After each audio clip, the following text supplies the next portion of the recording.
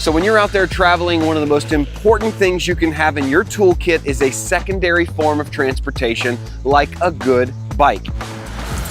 And these days, e-bikes like this make that easier than ever. This is the Luckeep X1 Pro foldable e-bike. It's got 2 batteries for over 1,300 watt-hours of power. It's got a rack on the back. It's got lights on the front and back, hydraulic brakes. So make sure you stick around. We're gonna go through all the features and take this puppy for a ride.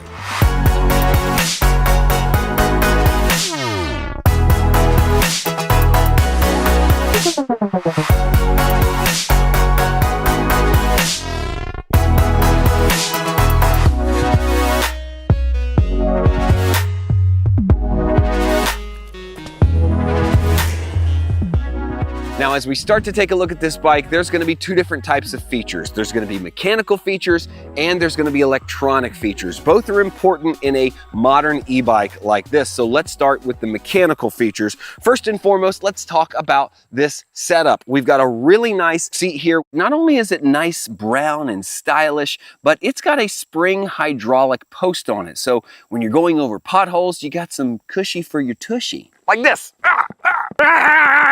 And that's pretty cool since the back of the bike is fixed and there's no suspension. This is your suspension to make sure that you have a nice, comfortable ride. And up front, we've got a nice bright LED light. That's standard issue for any e-bike these days. But we've also got a full fender and full hydraulic suspension here. That's really nice because this is going to give you a nice smooth ride, but you've also got hydraulic brakes, which are going to slow you down quickly and give you the assurance that when you're up at about 25, 30 miles an hour, you can stop whenever you need to.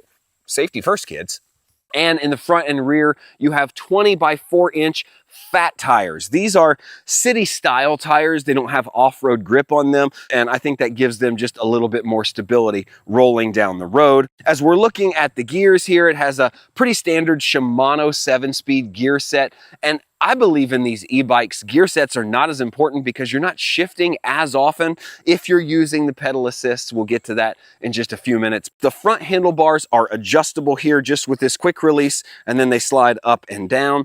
And the seat is also adjustable with the same quick release, slide it up and down. It's got a really nice kickstand, and that's something important to think about because when you got a bike that weighs over 80 pounds, if it doesn't have a nice kickstand, you could lose it sideways. And that's really it for the mechanical features. It looks like a really hardy, high-quality bike from a mechanical standpoint. And if it was just a regular bike, that would be enough. But because this is an e-bike, we have to talk about the electronic features and how important those are in transforming the user experience, which is pretty cool on this bike. So I want to start with the screen here. This screen right here might be one of the most impressive features on this bike because not only does it give you standard things like battery level and speed and range left on your batteries, but it also gives you some really nice turn-by-turn navigation. That's right, you can hook it up to an app, you can tell it where you want to go if you're in a new city, and it will give you turn-by-turn navigation right here, so you don't even have to clip your phone onto the front of your bike handle. You can use this for safe navigation. You'll know where you are and you can get where you need to go. Hey, real quick, if you're interested in getting a Luckeep X1 Pro for yourself, check out the link in the description below. There's even a special discount code just for my viewers. This bike has a lot of electronic capabilities and it allows you to monitor it through your phone via Bluetooth when it's on, which is not something I've ever seen in an e-bike before. And before we leave the handlebars, I should also tell you that this bike has brake lights, just like a car would, so that when you pull on your brakes, it gives a light in the back, letting everybody behind you know that you are slowing down. Now, this is not just for dark or dusk. This is for even the daytime when you're in the city, whether you're on the road or in a bike lane. It just tells people behind you you're slowing down and increases the safety of the rider. All right, let's talk batteries. That's right, I said batteries, plural, because this e-bike doesn't just have one battery, it's got 2. Of course, this is the main battery here. There's a handle, it can be removed. You simply stick the key in the lock, unlock it, and take it away. That's for theft deterrent purposes, so nobody can run away with your battery. But you can easily park this in a garage, remove the battery, take it inside, and charge it there. But there's also a battery right here inside this frame.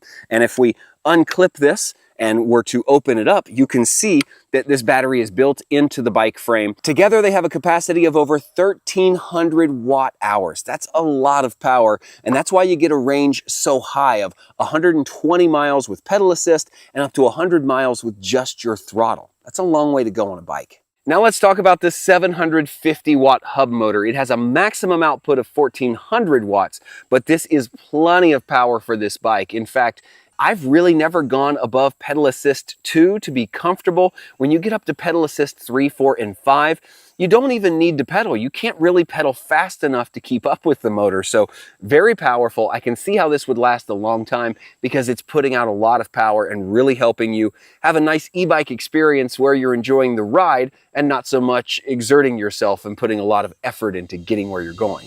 All right, I can feel it. You're done with the features, right? You want to see this thing in action? Okay, let's go out on the road. Let's test the acceleration. Let's test the speed. Let's test the safety, the brakes, the feel, the comfort. Let's test the rideability of this bike. And then at the end, I'm going to tell you some things that I really love about this bike and some things that I think could be improved.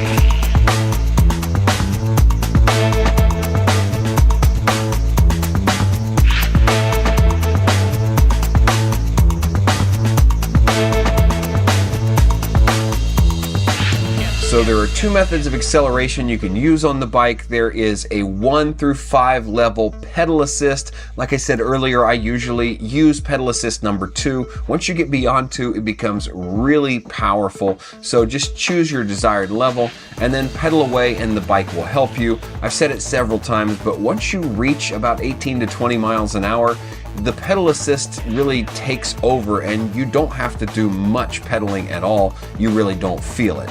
And the second method, probably the more fun method, is to simply not pedal and use the twist accelerator on the right-hand grip. And so I shot this little piece here showing you how quickly you can go from stationary to top speed with just the twist accelerator, not pedaling at all. As you can see, the top speed should be about 28 miles per hour as advertised. You can see here I'm going on a flat ground. There's just a tiny bit of incline at the end of this, but not much. And you'll see we do eventually reach 27.8 miles per hour right there. That's our top speed using just the twist accelerator. Now, I have very little negative to say about the bike and the riding experience. It's mostly great, and this one little critique I have can probably be adjusted out of the bike because it feels like it's in the front suspension. When you get somewhere between 20 and 24 miles per hour in a very specific zone, there is a shudder or a vibration that you feel in your hands and you can even audibly hear. I recorded this on several different instances and I want to play a few of those clips for you now so you can hear what I'm talking about. I'm hammering all the way down on the throttle.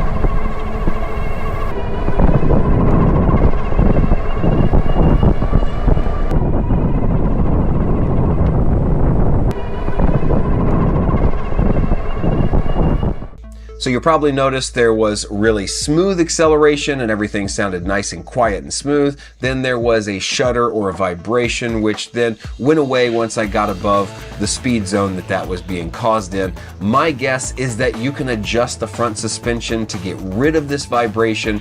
I didn't look into it long enough to figure that out, but I believe that's probably tunable. And it's really the only thing that caught my eye or really my ear while I was riding the bike. All right, now before we get too far into the review, I want to talk about the foldability of this bike because I believe that's something we need to consider.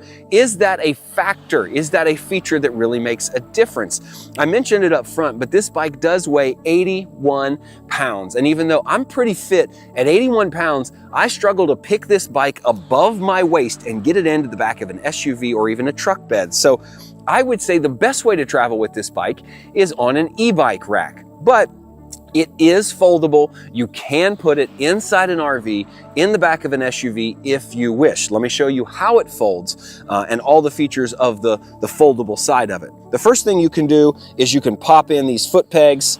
These foot pegs simply push in and they go sideways, both of them. That just keeps the foot pegs from kind of getting broken or knocked off. Then you can take the handlebar, you can fold it down by pulling this lever out, and the whole thing folds down like this. Then one simple latch here in the middle unlatches and the bike comes in on itself like that. And there you have it. The whole entire bike is folded up. Like I said, it weighs 81 pounds with the batteries, so I can pick it up. Oh, but picking it up to there is kind of a chore.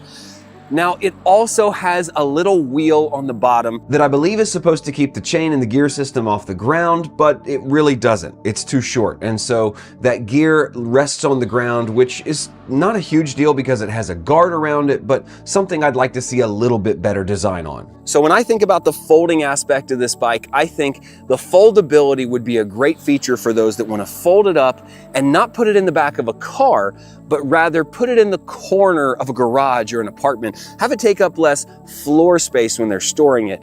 It's not really something that you can fold up and then pick up and transport in a different way. It just makes storing it a little bit easier than a traditional bike. That's just my opinion. So before I wrap things up, I just want to give you a few tidbits about the riding experience. I'll say first and foremost, it is smooth and elegant. With all the power you have behind you from these 2 batteries and that 750 watt hub motor, you glide around. There's not a lot of effort you got to put into it at any stage. It feels really effortless and elegant. The ride is smooth because of the suspension and the seat. The seat is actually wider than a normal bike seat. It's built for comfort, not for performance. So that's nice. And even though this is a shorter, kind of a shorter frame because it's a foldable bike, you have the ability to bring the handlebars and the seat up to your level. I'm 6 feet tall, so I was able to get it to a comfortable level for myself with no problem. So I can say that comfort is probably the one thing that stands out when you're riding this bike. It's really comfortable, it's nice, it's smooth, it operates the way it should. I mean, I was out there for at least an hour tonight and I could probably go another hour without being sore or complaining at all.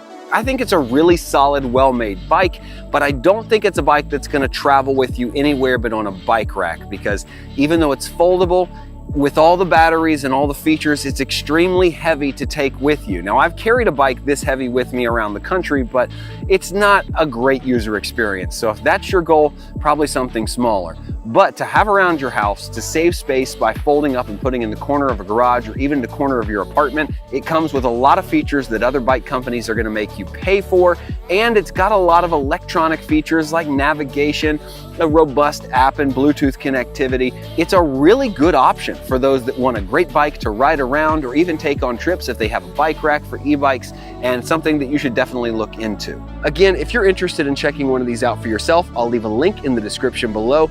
As always, thanks for watching. My name is Joel. This is the Traveler Toolkit.